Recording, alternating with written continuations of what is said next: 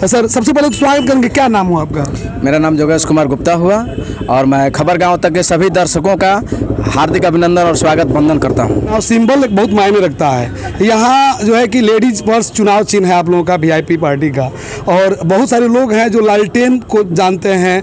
देहात में, गांव में जाना पड़ेगा तभी संभव हो पाएगा कि आप लोग लालटेन और ये पर्स को बता पाएंगे कि ये दोनों एक ही है। और समय कम बचा है और आपके प्रत्याशी भी जो है बहुत कम ही नज़र आ रहे हैं क्षेत्रों में, तो कैसे संभव हो पाएगा कि आप लोग वो लालटेन और लेडीज पर्स को लोगों को समझा पाएंगे कि एक ही है? देखिए, मेरे प्रत्याशी जहां तक की बात है, अभी डुमरिया घाट से लेकर के और यहाँ पगरा तक हर मार्केट में, हर चौक चौराहा पर पहुंच चुके हैं। मैं आपसे दावे के साथ कहना चाहता हूं, डंके की चोट से कहना चाहता हूं कि जिसने गोपालगंज ने जिसको एमपी बनाया और 5 साल जो एमपी रहा, वो तो किसी चौक चौराहे का मुंह नहीं देखा। और हमारा एमपी प्रत्याशी बना वीआईपी का, तो हर चौक चौराहे पर वह पहुंच चुका है। पंचदेवरी आए, जमुनाहा आए, भोरे आए, कटिया आए, मीरगंज गए, ठीक, गोपालगंज के कोने कोने में हर चौक चौराहे पर हमारा प्रत्याशी घूम रहा है। चंचल पासवान जिसका नाम है, प्रेमनाथ पासवान, जो लेडीज पर्स को ले करके पहुंच रहे हैं और जन जन तक पहुंच रहे हैं। और जहां तक लालटेन की बात है, तो लालटेन का एक एक सिपाही माननीय हमारे नेता श्री लालू प्रसाद यादव जी के संदेशों को तेजस्वी जी के द्वारा जो दिया गया, उस संदेश को जन जन तक पहुंचा रहे हैं कि आज गोपालगंज में लालटेन, लालू जी का चुनाव चिन्ह लेडीज पर्स हो गया है। लालू जी का चुनाव चिन्ह क्या है? तो लेडीज पर्स। आरजेडी का हर कार्यकर्ता कह रहा है कि लालू जी का चुनाव चिन्ह है लेडीज पर्स। मुकेश सहनी जी का है चुनाव चिन्ह लेडीज पर्स। राहुल गांधी जी का चुनाव चिन्ह है लेडीज पर्स। दीपांकर भट्टाचार्य जी का चुनाव चिन्ह है लेडीज पर्स। डी राजा का चुनाव चिन्ह है लेडीज पर्स। यानी महागठबंधन के सभी लोगों का अगर चुनाव चिन्ह कहा जाए तो आज लेडीज पर्स बन गया है। और यहाँ महागठबंधन के तमाम साथी हमारे लेडीज पर्स के लिए, वीआईपी के लिए तन मन धन से समर्पित हैं और जन जन तक जा रहे हैं, अपने संदेशों को पहुंचा रहे हैं। महागठबंधन की तरफ से आपके जो समर्थित उम्मीदवार हैं, इसके पहले साधु यादव के बाद कोई गठबंधन, महागठबंधन से उम्मीदवार जीत नहीं पाया है। चंचल जी को इस तरह की चुनौती को सामना करना पड़ रहा है। नए हैं, आरएसएस के से ताल्लुकात रखते हैं, महागठबंधन उनको टिकट दे दिया है।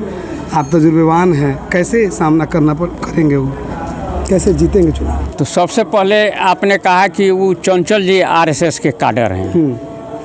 हम इस चीज़ को न मानते हैं। अगर आरएसएस के कैडर रहते तो महागठबंधन में उनकी एंट्री न होती। ये क्लियर बात है। अब जब महागठबंधन में उनकी एंट्री हुई है तो वो पहले क्या थे क्या नहीं थे वो दूसरी बात है।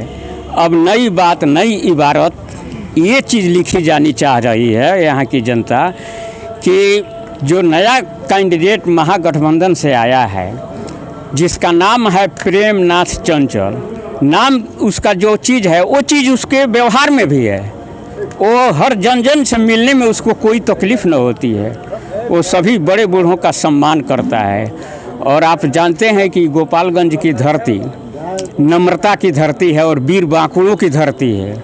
वो धरती जो है ज़्यादा किसी को बर्दाश्त न करती है।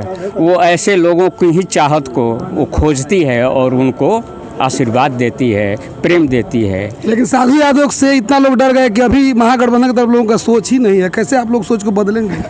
साधु यादव जो है क्या हो गए, वो पुरानी किताब हो गए। पुरानी किताब हो गए। उनका कोई नवीन कोई पाठ्यक्रम न है, ये समझिए। और महागठबंधन की जो बात है, तो आपको तो मालूम है कि हम मार्क्सवादी के हैं जी। तो मार्क्सवादी लोग तथ्यों पर ज़्यादा विचार करते हैं, कार्य प्रणाली पर ज़्यादा विश्वास करते हैं।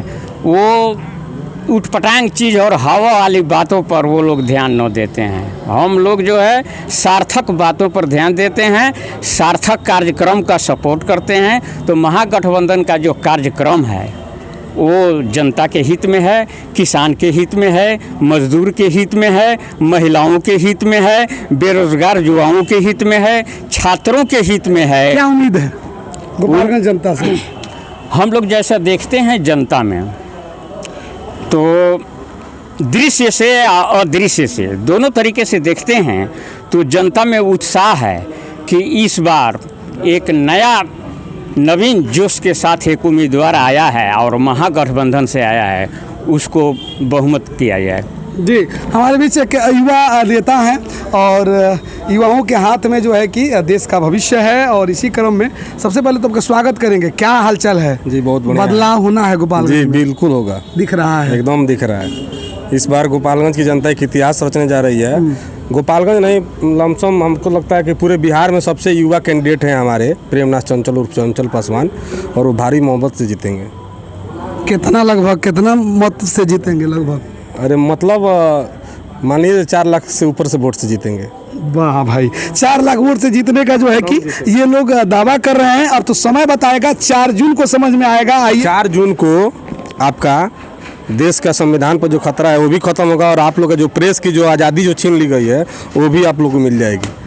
4 जून को प्रेस की आज़ादी मिलने जा रही है। देश की जनता मतलब अपने वोट के चोट से प्रेस की आज़ादी के साथ साथ संविधान को जो बदलने वाले जो भी उस पर खतरा मंडरा रहा है सब खत्म हो जाएगा। अच्छा बताइए कि आप बुजुर्ग हैं, बहुत चुनाव देखे होंगे। इस बार का चुनाव आपको किस नज़र से इस बार का चुनाव देख रहे हैं? बदलाव की नज़र से। बदलाव की नज़र से बिहार गोपालगंज बदलने जा रहा है अपना सांसद। हम लोग तो बदलने के प्रयास कर रहे हैं। क्या नाम हुआ आपका? पशुपतिनाथ पर्वत। पशुपतिनाथ पर्वत है, और ये भी कह रहे हैं कि यहाँ बदलाव देखा जा रहा है। क्या नाम हुआ सर? नित्यानंद राय। क्या कह रहे हैं इस बार गोपालगंज का लोकसभा चुनाव किस नज़र से देख रहे हैं आप? कुछ पहले से कुछ भिन्नता जरूर आएगी। पहले से ज़्यादा उत्साह है, पहले से ज़्यादा अंडर करेंट है। लोगों में यह अवधारणा बन गई है कि यह सरकार हम लोगों के लिए अच्छी नहीं है, न किसानों के लिए, न युवाओं के लिए, न वैश्यों के लिए, न किसी जात के लिए, न किसी संप्रदाय के लिए। तो सरकार को ही बदलने की नियत है। क्या नाम है आपका? नित्यानंद राय। जी, नित्यानंद राय जी हैं, और ये भी कह रहे हैं कि हम सांसद ही नहीं पूरा सरकार बदलना चाहते हैं। क्या नाम हुआ आपका? शंभू कुमार राय। शंभू राय हैं, और क्या कहेंगे इस लोकसभा चुनाव गोपालगंज में जो वर्तमान सांसद हैं वही रहेंगे या बदलेंगे? हम लोग बदलाव चाह रहे हैं। बदलाव चाहते हैं। कौन, किनको चंचल पासवान को जिताएंगे।